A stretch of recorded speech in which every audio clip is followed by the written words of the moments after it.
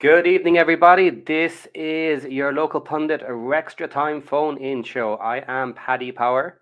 I have done some woo-saws. I have tried to relax myself just a little bit. After today's match, it was Wrexham 2 and Cambridge 2. A nasty little draw with a penalty in the dying moments. So I'm sure we will have plenty to talk about today, including the ref. Was it his fault? Is he the reason we didn't win, or did we do it to ourselves? Um, we have comments in already, so lots of people are interested in this match today. I'm sure we're going to have an excellent conversation. So come and join us. I am going to pop the invite link in.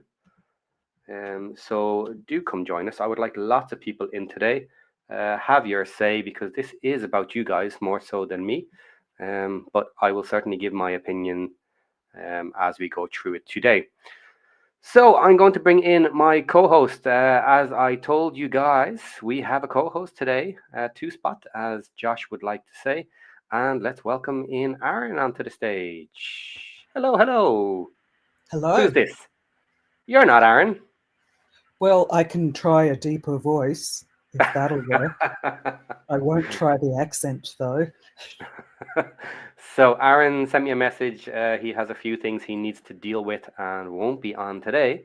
So I reached out and grabbed Hip Karma, who is going to do even better than Aaron is, because we love Aaron, but sometimes we just gotta bring in a ringer.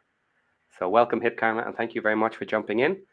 Um, so before we dive into it, because we've lots to talk about, I'm going to bring up the results of the day, and let's have a quick look at those, and then we'll have a quick look at the table, and then we'll go straight into it. So today we have Birmingham City versus Bristol Rovers 2-0. Looks like a straightforward win for them. Charlton Athletic versus Mansfield Town came in at a draw 0-0, no goals whatsoever. That's a decent result for us. Nice to see. Then we have Exeter City 1 versus Barnsley 2. Barnsley did win it as an away match, but they don't seem to be having things all their way at the moment. So they're trying to chase us from behind. Huddersfield Town also drew with Lincoln City. So again, they have not picked up points on us today, which is nice to see. Then we have Peterborough United versus Crawley Town. What a scorcher of a match they must have had, back and forth the whole way. Peterborough United pulled it out with 4 goals to Crawley Town's 3, a 7-goal match today. Reading could not take out Blackpool. Blackpool won, looking like an easy 3-0 victory there for them.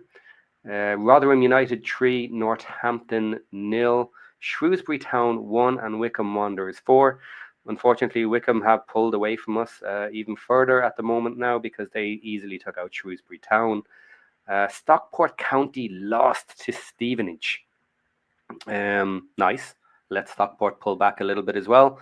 So there does seem to be a little bit of a gap opening up there.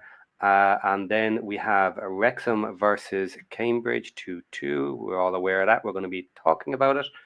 And in the last match, if I stop moving things, we have Cambridge. No, that was last week. Burton Albion. Oh, too far. Barnsley, Birmingham. Okay, never mind. Don't care about the last match, because I've moved things around too much. So let's switch that off. Boom. What do we think of those results? Not too bad in the grand scheme of things. Didn't hurt I us think too much. some of them fell our way. Some of them have. They have. They have. Actually, let me bring up the table while we talk about East. this. Share again. Touching buttons. There we go. Okay, so Wycombe Wanderers are still first. They've played 19 for 43 points. Birmingham have played 18 for 42 points, both ahead of us at the moment. Birmingham having 2 games in hand on us, and then we have played 20 with 41 points. But a gap has slowly started to develop. So next we have Huddersfield Town. They have 1 game in hand with currently 36 points. So even if they win that match, they will be 2 points behind us. Stockport County next in 5th. They have equal number of games to us on 33 points. Reading is on 19 points, so 1 game in hand, and they're on 31. So that side of it is looking comfortable. but we don't want Wickham and Birmingham to start pulling away, leaving us with the top of the playoffs. Well, no, we don't want that at all. Still, I am incredibly surprised and really pleased that we are in that top 3 at this Absolutely, point yeah. in the season. I mean, I happily and fully admit that I put my hand up before this season started and said, I'll be happy if we get upper mid-table into the playoffs. So from that conservative perspective, we are doing really well. It was a surprise today. I think that's the best way I can phrase it. It was a surprise. It was also a draw at the end of the day. It wasn't a loss. It was a draw. We still got a point. Hey, that's my positive. That's my positive. It's a nice place to start from. So let's go back to the overall picture before we dump on the singular performance today. We are in a very good spot. We have to keep reminding ourselves that we are overachieving by probably anybody's expectations. We are currently overachieving. We also know that we're not playing to our absolute best. And we know that we have injury problems as well. Just on a positive note, we'll talk about it later, Howard. I'm very pleased with what Howard did today. He looks a little old, but he is a little old. But he is standing up well. You know, he's standing up to the task, and he's doing what needs to be done from his side. None of the goals today I would put down to him. And he had some nice saves. So I agree. I agree entirely. I am a fan of Chomp in that he is a hard worker. Yeah. He puts the time in, he supports the team, and he got out there and gave it a great shot. And he's 37. You're comparing him against 22-year-olds. Yeah, he's going to look a little old. Be fair. But he is out there, and I thought he did a really decent match. He really did. I mean, that pen was horrible, but it was awful. But I don't blame him for the I don't blame him for that. Yes. No, not at all. So yes, we have currently injured a couple of young hotshot goalies. We do. And they are awesome, but they are injured and not here. Yeah. Let's not dig too deep just at the moment. I want to get to the chat. And Bernie, I do see you there. I will bring you first in just a couple of minutes. So I'm going to say hi to the chat. Then we'll bring Bernie in, and then we'll go back to talking points from the chat again. So first up today, and our little game of firsts, that was Glenda. And she didn't even put first in. So does that count? Glenda. I don't know. If you don't write first, are you first? I think so. Glenda wins. I think so. Her name's not Drew. I said she won. But look who's pulling up the rear here. Oh, Drew does whatever. He was going for the technical win. Right. Bernie G is in the house. First comment was, that was painful. Well, we will find out what part was painful. All of it, some of it. We'll get his take in just a moment. Next up, we have Lexi's in the house. Talk about taking the wind out of one's sails for the day. Always sucks when the team underperforms and isn't helped when the ref seems to be paid off based on his decision making. Referee will definitely be a topic we will cover today at some point. Stephanie, that was disappointing to say the least. I know it wasn't a loss, but it sure feels like it. Yes, this is the old adage. What type of loss was it? Sorry, what type of draw was it? Was it a draw that feels like a loss or a draw that feels like a win? And absolutely, that's a draw that feels like a loss. Yeah. Bernie G again. Okay. Wrexham in the lower leagues could just move on or say, okay, we played bad. Tonight they played like they just wanted to get a point. No killer instinct. Okay. Fair play. Next up, JP Lamb. I'd love to compare the first half moment Barnett got tripped and the one Brunt tripped his man for the penalty. I really don't think that the ref knows what he's calling. That would be an interesting one. I would like to kind of look at them together and see. But I will say it was a penalty that was given against us, as much as I hate it. We can go into that again.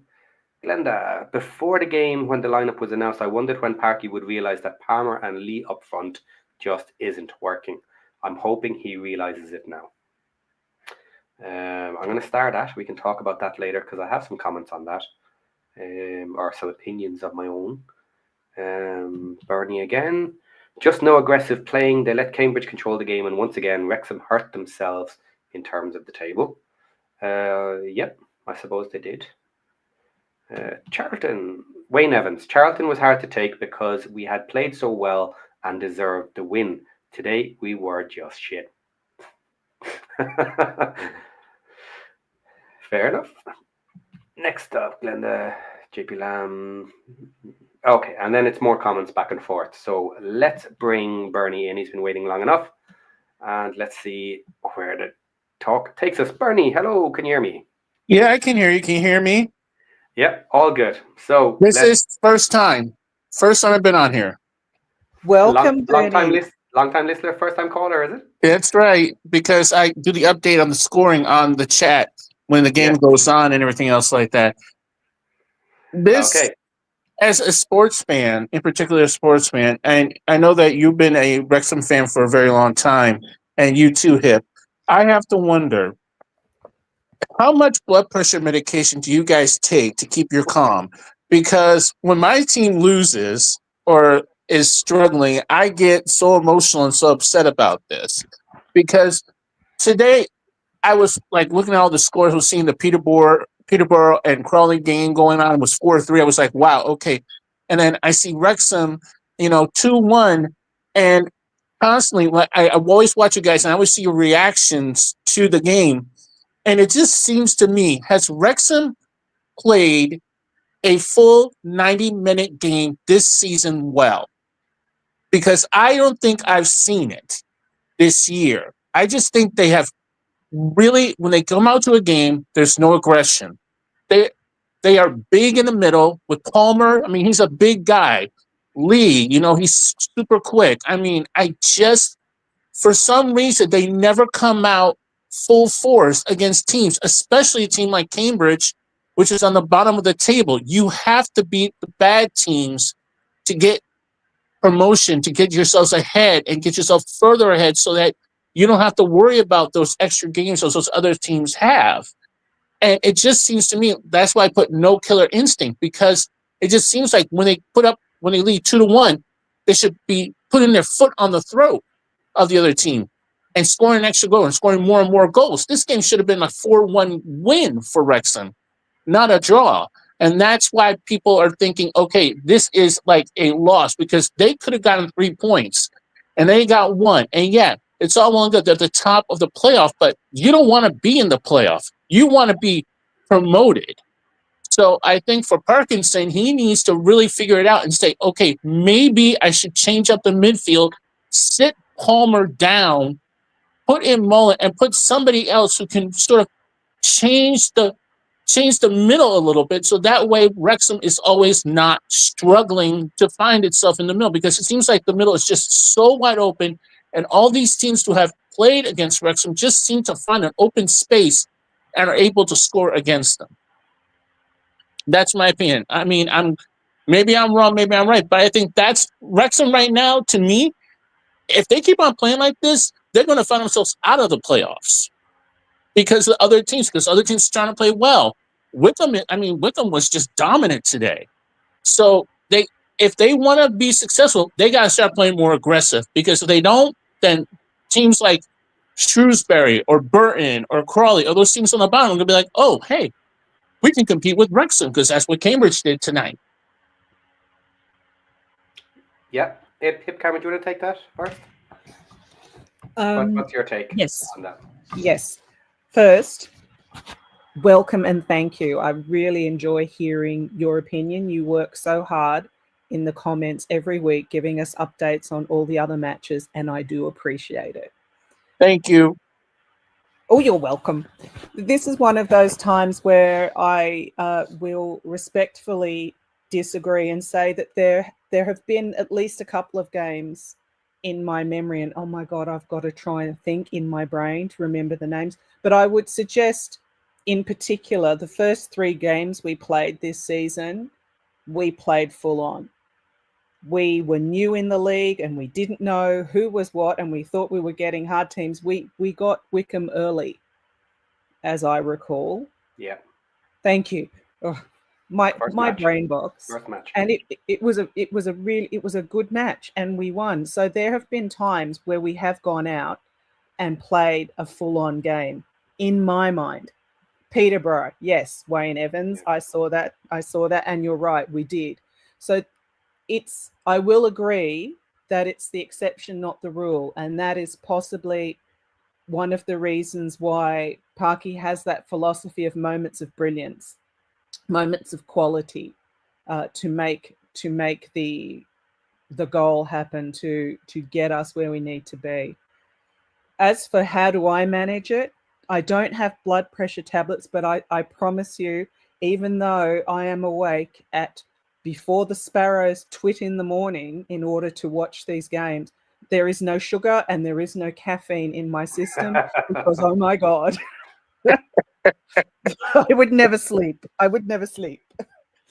So yeah, but I just think, but just don't you think it's like frustrating because, like I said, I've been like I live in Connecticut, I live in the U.S., and being in Connecticut, we have a team called UConn, and I'm a big fan of the men's basketball team, the women's basketball team, and when they lose or struggle or play really, really bad, I get extremely frustrated and I get extremely angry. And I wrote in the comment that one day they lost the game against a team called Colorado, and I screamed "Why?" literally "Why?" out loud. And I have a disabled mother, and I take care of her, and I scared her, and she was like, "Why are you screaming like that? What happened? What's wrong?" I'm like, "Oh, but my team lost." I just feel that sometimes as a sports fan myself, it's like when your favorite team continually just doesn't do what you think they could possibly do, it's just very frustrating.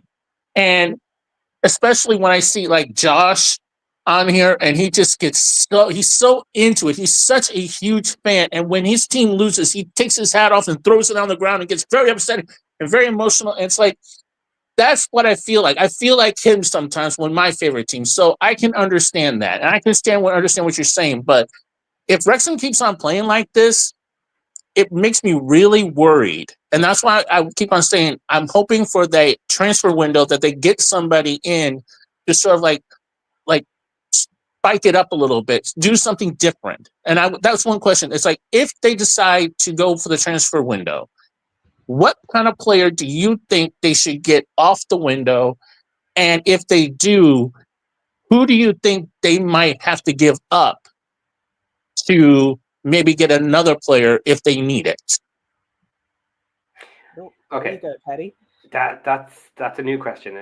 Briefly before I go on to that, I'll answer your last one. I am much more emotional and much more active when I'm watching it on my own. Obviously, when I'm with Josh and that, I have to kind of hold back just a little bit. I'm a big fan. You do a good job. You do a good job though, because you look very calm to me. So I'm a big fan of the 4-letter words when I'm on my own, and I get a little loud when the time calls for it. So yeah, I can't. Well, I can handle it, but I hate I'll have a heart attack one of the days. End of the season, when it goes wrong in the last minute, that'll be me done. Thanks, Wrexham. Bye. But to answer your question, I agree with a lot of what you say in that we should be putting the foot on the throat and we should be finishing out games stronger. I agree with all of that.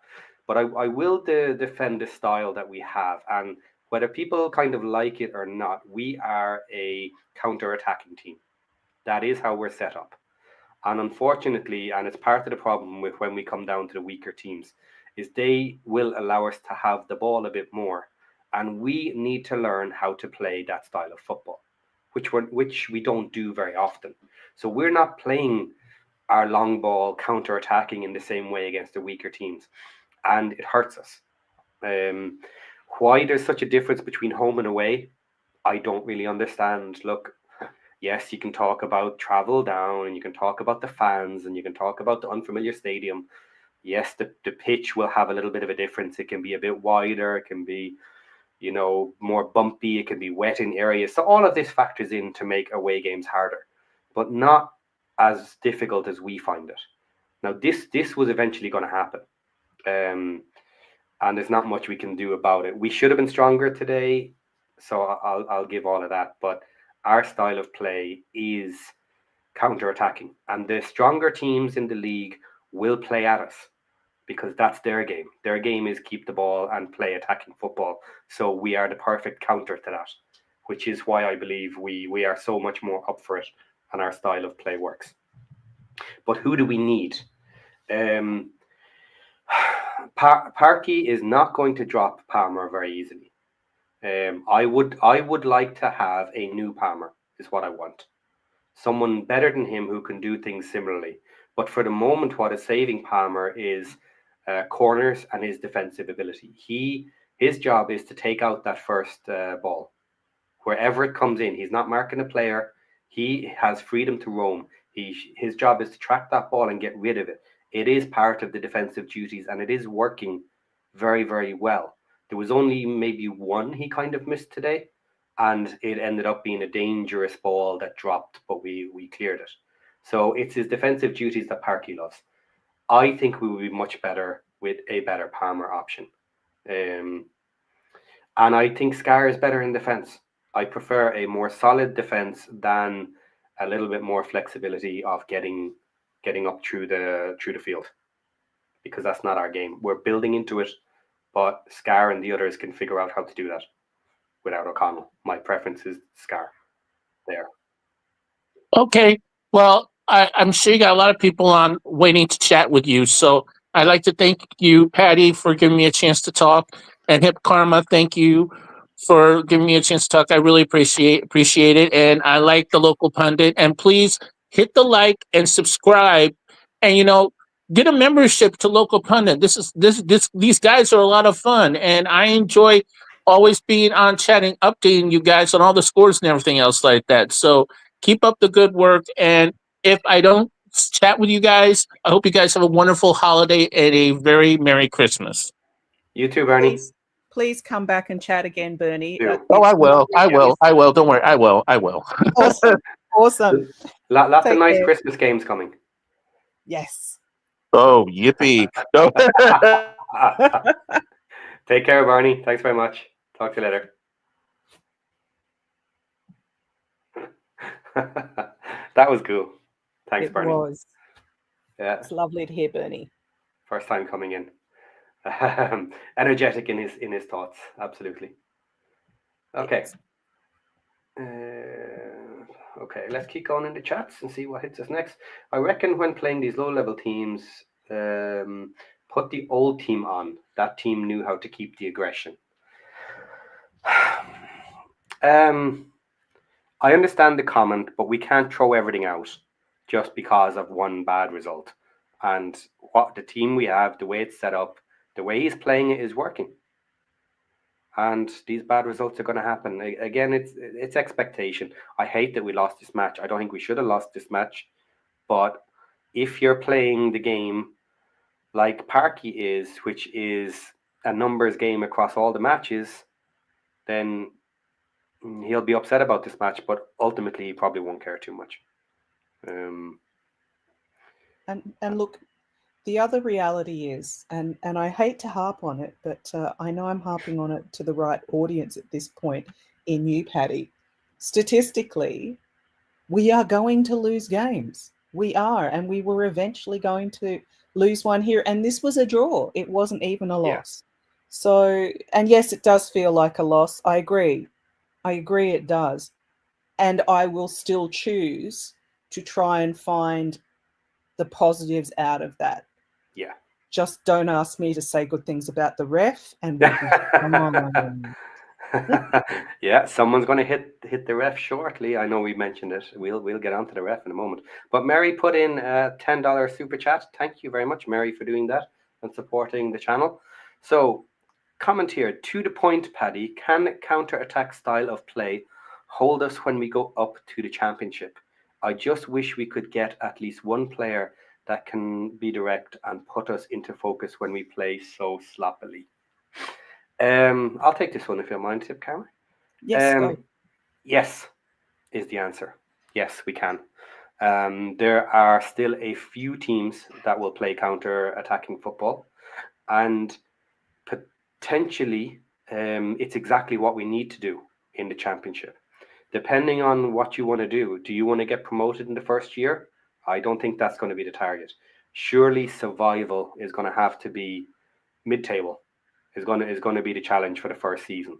You have to survive in the championship and slowly grow your team, because we're going to have difficulty in getting players to come to us coming up into the first year in the championship, because you're always in danger of getting dumped back down. But I mentioned that we play better against the stronger teams who are going to come attack at us. That's exactly what's going to happen if we get up to the championship. All the teams are going to see us as the underdogs, and we kind of will be, and they're all going to attack us. But as part of that, if we're unhappy with the couple of matches we're losing now and the couple of draws we're losing now, be ready for a world of hurt in the championship. Because if our target is mid-table and just being comfortably outside of the relegation zone, which is basically 50 points, 55 points in a season, there are going to be a lot more losses. There are going to be a lot more draws. And your people are just going to have to suck it up and be comfortable with it, because the targets that we're aiming for are completely different. This season, in theory, at the moment now, we're going for a top 2. That means we need to get close to 100 points if we're going to achieve that. At the moment, I think, being realistic, we're just going to be a very comfortable top end of the playoffs with the way things are going right now. But we get some players in January. If things start clicking, if our injuries don't fall apart, we could absolutely make a charge at the top 2. Because unless they win every match, they can't get too far ahead. So much so that we can't put together 5, 6, 7 matches together and make a charge for that top 2. If we keep things on the same sort of level we're at now.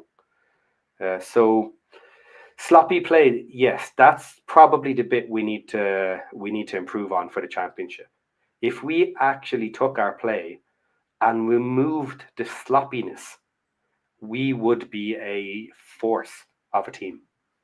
And look where we are right now, and all the complaints we have about sloppy play, sloppy passes, some mistakes here, corners not being great. We improve all of these areas, we can be much better. And it does just take maybe a couple of players that are championship quality, that have that finishing product, that massively changes. Do you agree, Karma? Anything on that? I do agree with that. I will also suggest, it was something that we commented on early in the previous live. I'm positing that perhaps there was a level of a bit of nervousness, a little bit of skittishness, not because they were playing Cambridge, but because for the first time in a long time, Rob or Ryan was in attendance. They actually had one of the OG owners there with their crew. Channing Tatum, I think, was there, and who else was there? Or was that guy Sklenar only there on the evening before? My point is, yes, there was potentially a laissez-faire attitude to begin with. They were just a little too comfortable about the idea of playing Cambridge, and potentially, particularly for some of the newer players, a little bit of nervousness around having one of the owners there. And I wonder if that impacted and was an effect. As a consequence, we experienced that first goal of Cambridge's. What are your thoughts on that? I hate the thought of that,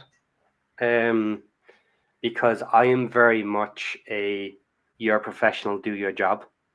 I agree. But the more they turn up for the home matches, and the more we have difficulty during those matches when they're there, there has to be some logic in it.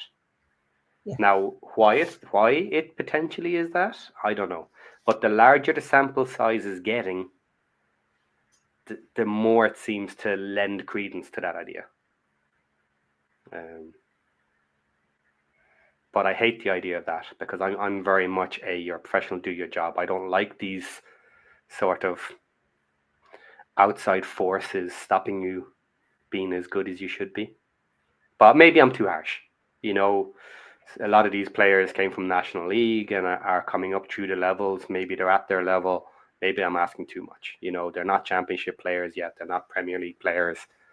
But in fairness, I see a lot of these criticisms of Premier League players from time to time as well. These outside factors. So you need to share about that with me, because I do not follow.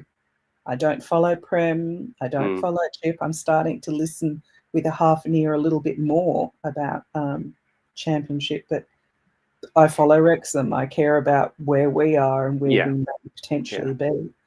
But to your point, I agree that all other things being equal, it's their job. They should be focusing on their job. Yes. Yeah. And the coach part of me goes, and we're all human. Yeah. So we can be going on that pitch with bad days, good days, nerves, pregnant partners, arguments, whatever else. And if there is a little bit of stardust in their eyes, and particularly, as I said, for some of the newer ones, I wouldn't be surprised, I suppose, is what I'm saying. Yeah, but if you're to say that you get a boost when you're at home and all the benefits of being at home, would you not be saying that you get more of a boost when the owners are in town? When they're here supporting you? I would have argued that much until you more. saw the results. Yeah. No, particularly for the first full season. Yeah. Parky was managing. I would definitely argue that. Yes, we have new owners. You've just been given this opportunity. We've just recruited a lot of players from 1 and 2 tiers up to come down. Do good, look good, and they did. They really did. And you'll notice that last season we saw them less. Yeah. And this season we're seeing them even less.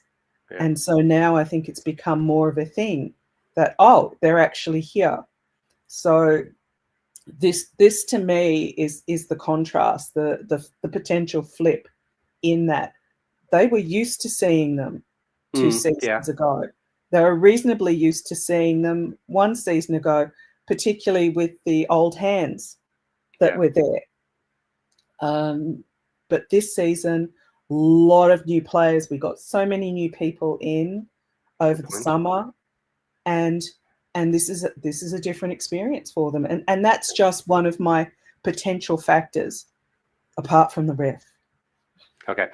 Everybody wants to talk about the ref, so let's move on to it now. That I was waiting to jump onto that next, and you just mentioned ref, so go at it. What do you want to say about the ref? I would like to preface this by saying, and I think most people who know me through the chat know that typically I don't blame the ref.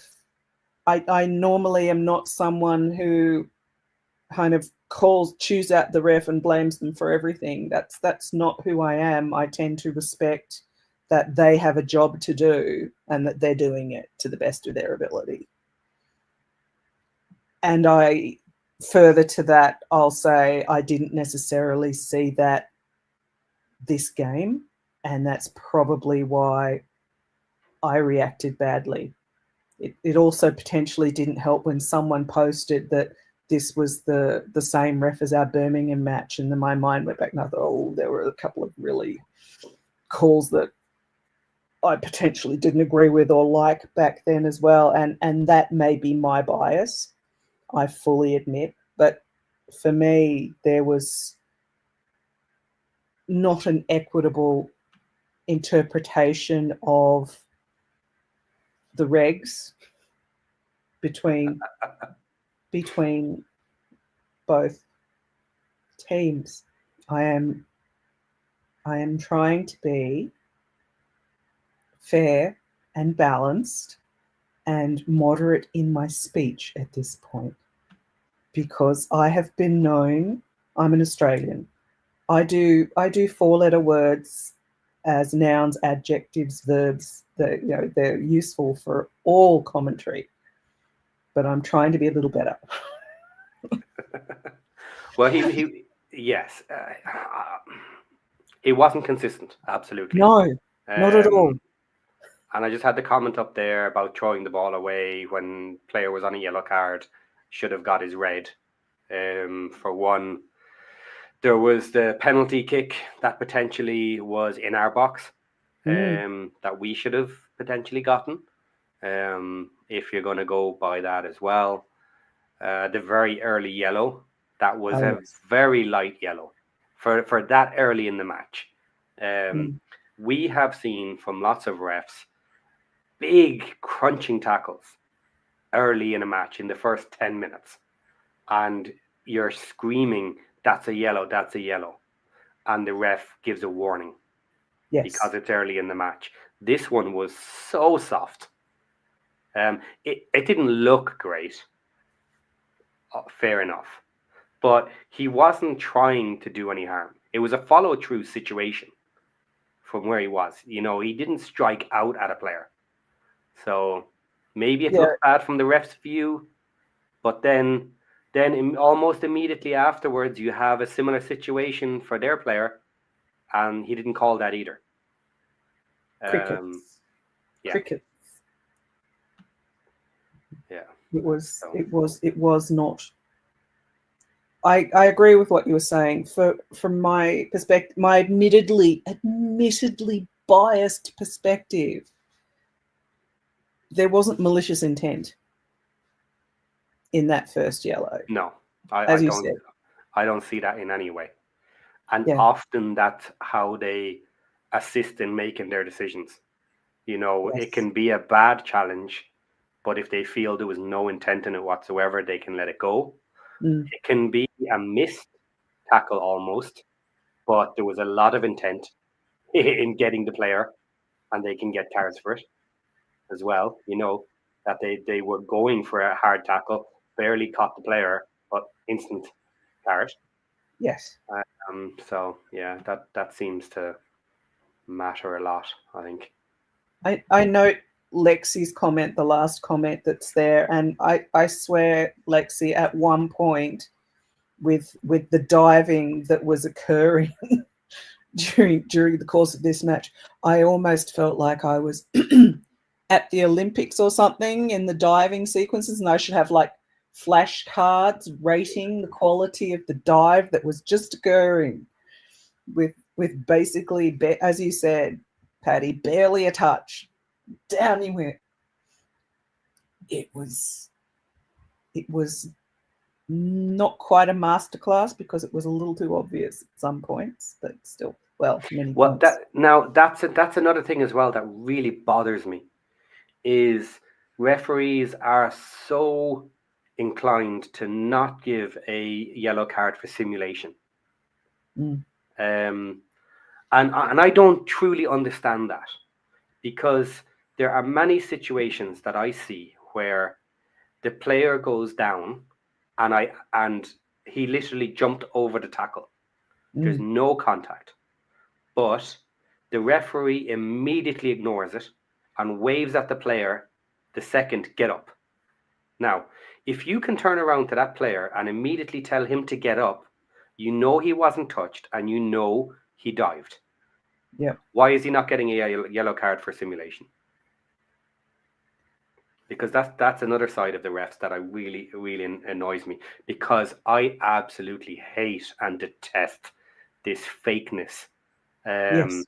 Trying to fake tackle, fake fouls. I don't mind drawing a tackle. I don't mind kind of waiting for someone to put pressure on you and falling over, because the player shouldn't be touching you at all. That is fair play in my mind. But actively cheating, sticking your toe in the ground so you fall over, trying to pretend that there was contact, stuff like this, instant yellow if I was a ref. Absolutely. Yes. So this ref was not good. Now, I will say that is not why we lost the match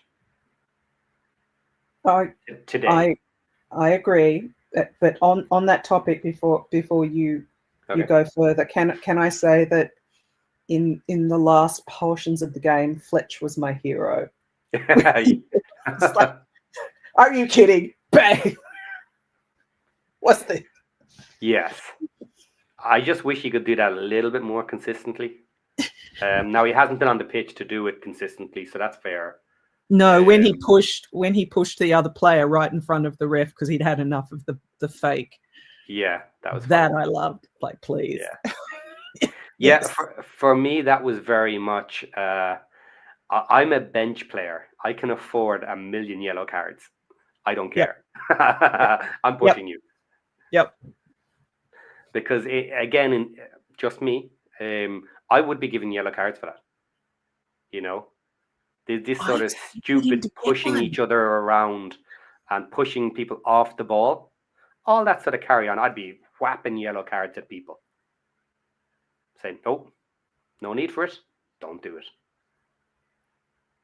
But, to be fair, I was surprised he didn't get one. Yeah. I agree with Kelly's comment. Yeah. We remain undefeated. Yes. We remain undefeated at home still. Yeah. And if we're going to remain undefeated for the season, Birmingham are coming in the new year. So that might be the big test. Now, interestingly, I think we can beat Birmingham at home. I'm not saying it's the most likely outcome, but I think we can. Oh, I agree. Yeah. I agree. When you consider the level of importance that, mental fortitude is, just belief and confidence. And we can see it with our strikers, JM last season, and Miles this season, and Miles last season as well, to be fair, at the beginning of it. It is so critical, and the fortress that the Kairos is a massive factor in that. I think it's possible. I will be very interested to see what team we field for that match. Yeah, that'll be just into the new year and is into the window as well, which is also interesting. Most of the interesting business doesn't happen till the end, though. Usually, yes. But we have Bucks. But maybe. See, I without going down the rabbit hole, I think with that we will have some targets, and I feel we'll get our targets in early, or we're going to struggle in January again. I think if we have this sewn up, we already have it sewn up, and it'll be a maybe a big deal. Maybe we'll have to overspend, but the deal will be done early. Yeah. Or we're struggling to get what we want, what we need at the value we're willing to pay, maybe. So we'll leave that one. Now, I am going to do another call out here, guys. This is a phone-in show. It's about you guys as well. So we are open for someone to come in, and I would like a couple of more people to come in before the end. Now, I personally have nothing to do tonight. So I can stay here all night talking to people if people come in. But I'm going to throw it out there now that I will be finishing on the 60-minute mark.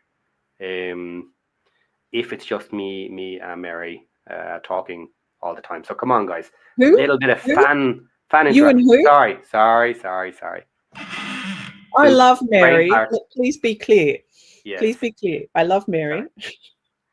Do you know what? I was actually, for some reason, I can still see the gold comment out the side of my eye line, and I was actually staring at it as I was talking. And that's where the name came from. So apologies to you. That's fair. No, and also, to be fair, if it is just the two of us, I am happy to leave at the 60-minute because it will be 5 a.m. for me, and I'll have been up since 1:30 in the morning with 2 hours sleep. So, but it was a game. It was a game. It was perhaps not the game that we were looking for. Yeah. It was an ugly draw. But we drew. We did not lose. And we need to take this. This could make, this 1 point could make all the difference in 3 months' time. Maybe. Yeah, absolutely. So I have gone down and started a couple of chats that we'll try and blow through nice and quickly here. So Lexi, we've already maybe discussed this one. Talk about taking the wind out of one's sails for the day. Always sucks when the team underperforms and isn't helped when the ref seems to have been paid off. But we've covered the ref, I think. So thank you, Lexi, for that one. Glenda's comment here. Before the game, when the lineup was announced, I wondered when Parky would realise that Palmer and Lee up front just isn't working. I'm hoping he realises it now. He hasn't, because he has different opinions than all of us. And the defensive duties, I think, are what we mentioned already. So that's not going to change anytime soon. Now, Lexi has another one here that we haven't discussed, which is Mullen, that maybe we need to discuss quickly. So Lexi and Mullen is slowly killing his career. Now, that is a statement. That is a hot take. That is. I have my thoughts, but go take this one. Okay. All yours. This has got to be just one of the most challenging seasons for Mulls. I mean, he felt confident enough to finally go and get back surgery over the summer. And that's despite them saying minor back surgery. I don't believe that any back surgery is minor. Hello.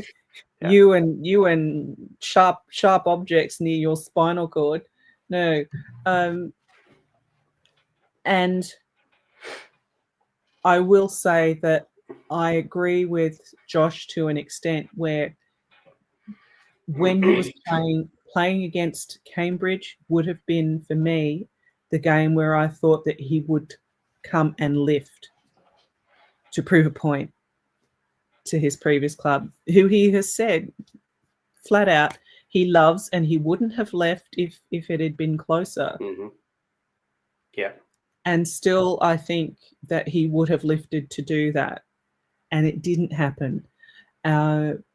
He is a legend at the club. He will be given more chances.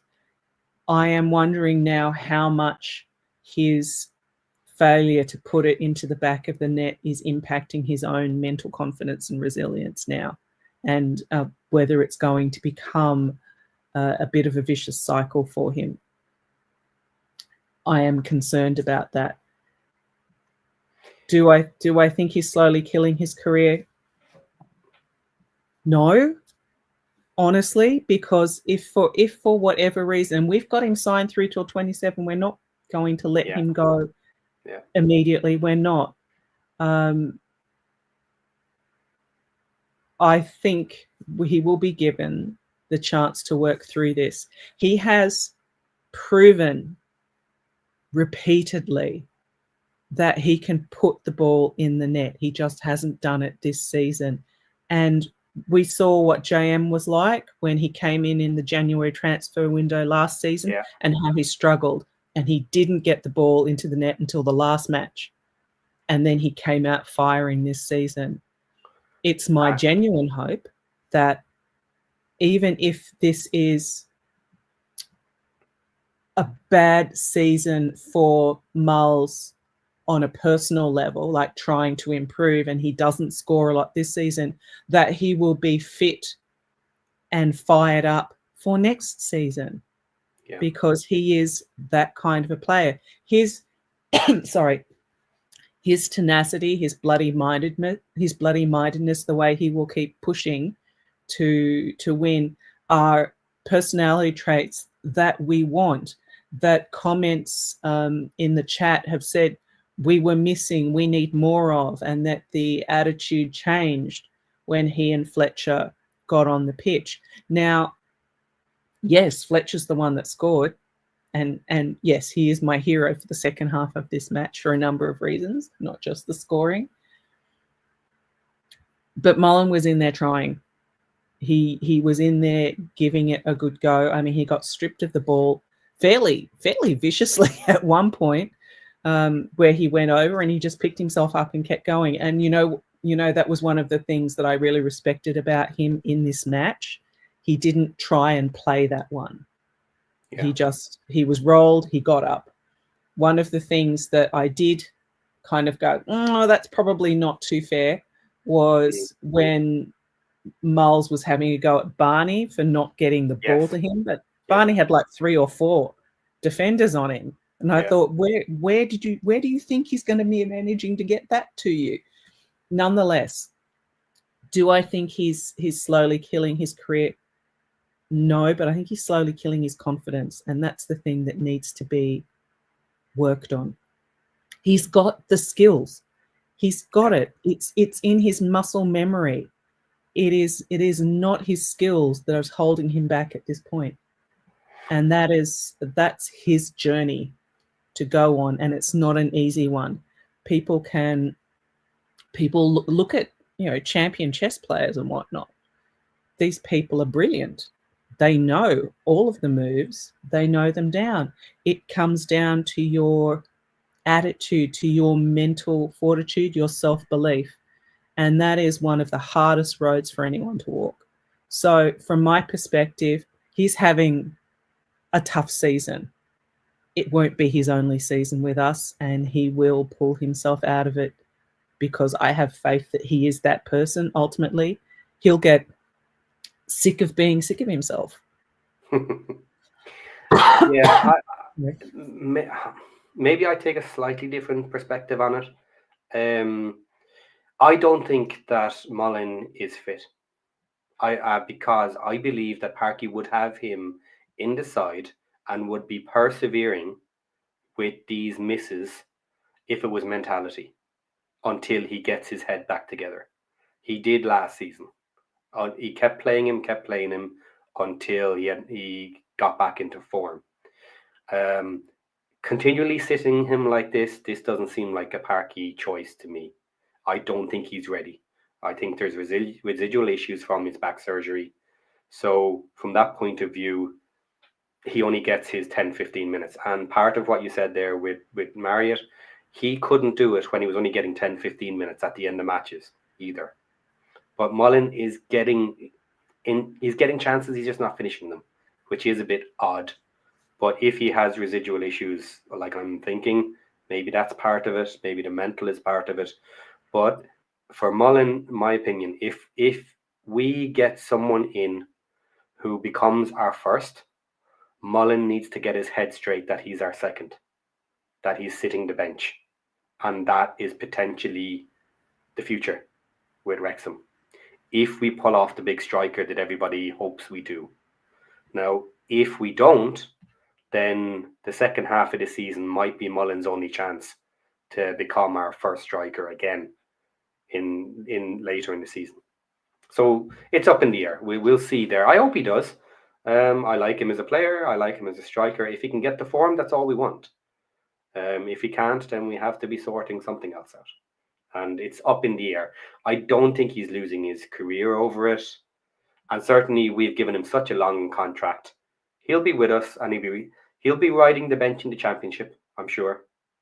if that's 27 or 26 or whatever, he'll be with us. He'll just be one of our extra strikers. And I think he's comfortable with that. I think he signed that long-term contract knowing that he's not going to be number one forever. But he's got the team, he's got his family life, he's got everything else settled. And I think maybe he's coming to terms with that. I hope so. I think that's likely. I mean, he may have decided that he's going to, play out his career with Wrexham, and honestly, there would be worse places. Yeah.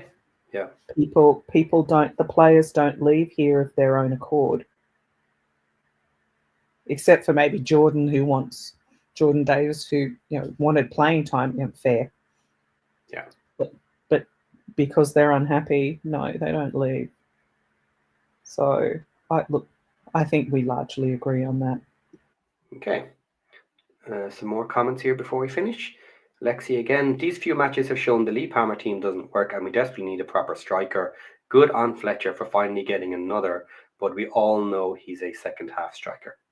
Okay, briefly on Fletcher, we love Fletcher. He did well at the end of this. What we're looking for is that 15 or 20 minutes solid, good performance, the way he used to. That's what we're hoping for from him, I guess. Yes. But injury kept him out as well.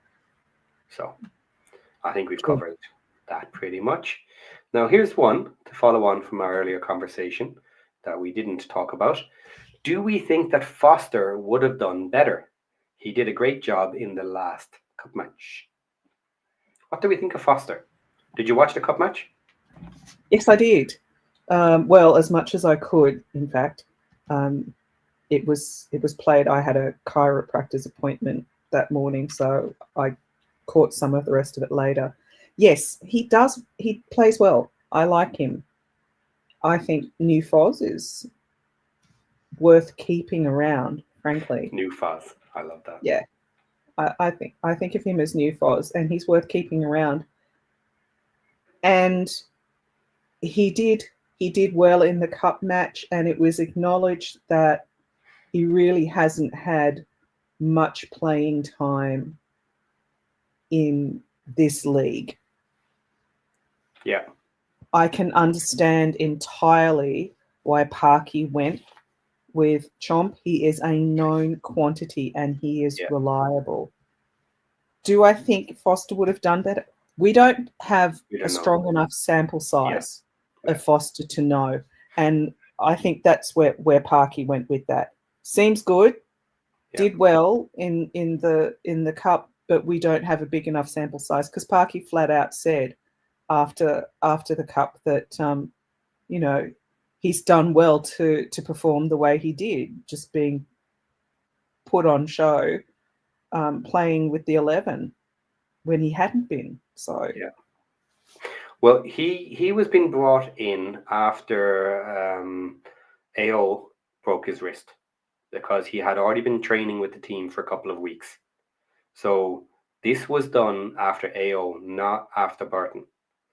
So the idea was that he would not need to be our first keeper, that he would probably ride the bench as a third keeper, or second/third keeper, with Burton number one, Howard on the bench maybe, and him potentially an extra just in case, to have a solid three. Now it's flipped. But Howard is now in goal. If Howard was unavailable, do we think New Foz could step in to Howard's level? Just based on one match, yes. Agreed. I saw the quickness. I saw the reaction. He had some lovely saves. He's a little bit erratic, as young keepers tend to be sometimes. That sort of erraticness lends itself to being amazing or making big mistakes, which is often how young keepers are. It's either you get over it and you figure it out and you can break over that barrier and become excellent, or you just can't manage it and your mistakes are too much and you don't get there. So unknown quantity, but if Howard can't play the next match because he needs to be in ice baths for the week, then put him in. Yes, I'd be interested to see it. But Agreed. for now, until Howard makes massive errors or just isn't good enough to get the diving saves and to make those saves, then fine. But he's pulling them off, and I didn't believe he could do it. I'll hold my hands up. I will say I did not expect him to play as well as he has. So props to Howard. Well done. Yes. And on AO, I think Mad Owl had some updates in the chat that you might want to scroll back and have a quick look at about AO's situation. Let's have a look. Okay. So the gist of it, while I'm looking for them, out longer than we expected, or yeah, not back by Boxing Day, that's for sure. Yeah, well, I never thought that was realistic. Boxing Day. Oh. Wow, there's a lot of comments here. And thank you, Mad Owl, for the update. Appreciate it. On his feet. Small. Sorry, guys. So about 10 minutes ago at 59. Can't find this quickly. Touching buttons. 59. Oh. Here we go. 58, 59. Mad. Here we go. Had a good chat with AO. I asked if he would be back on Boxing Day. Doesn't look like it. Yeah. Little soon, I think. Yeah. And he says he broke the lunate bone in his wrist. He was still in the cast. He has a photo. Okay. Not sure what bone that is or how extensive that is, but interesting to know. Yeah. Good. So within that context, I am grateful that we have new Foz, and I believe that he'll be worked and developed. Yeah. Actively to get him up there and being able to be a viable option for Howard. So I think there's still a lot. We may not get as many clean sheets as we've had, and to be fair, we have a huge number of clean sheets. We want the wins. We want the wins. The clean sheets are really, really wonderful. They're really nice, but it's the wins that are going to make the difference at this point now. Clean sheets are a pretty thing, but it makes no difference if you win 1-0 or 2-1. Does not mean a difference whatsoever. You've still got the 1 goal difference. You've still got a win in 3 points, and that's it. That's all that counts. Clean sheets are nice, but a positive thing. So, guys, I think then that leads us to the end. We have passed the hour, and next time, guys, I'd like a few more people to jump in, if you please. We can maybe try and give 5-6 people 10 minutes each, and I can push this out to 90 minutes or whatever. That would be fun. And that's the idea for this WREXtra Time as well. I think that's where we'd like to go. So, guys, if you can jump on for 10 minutes, have a quick say about a topic you want, get more people's opinions in here, that would be good. So, once again, thank you, Hip Camera, for coming on and staying up and helping us out here. Thank you for the invitation. Yeah, hope you had fun. Hope you enjoyed it. I did indeed. I did. Thanks, everyone in the chat. Okay, guys, have a good day, have a good night, have a good morning, wherever you are and whatever you are doing. We are out of here. Take care.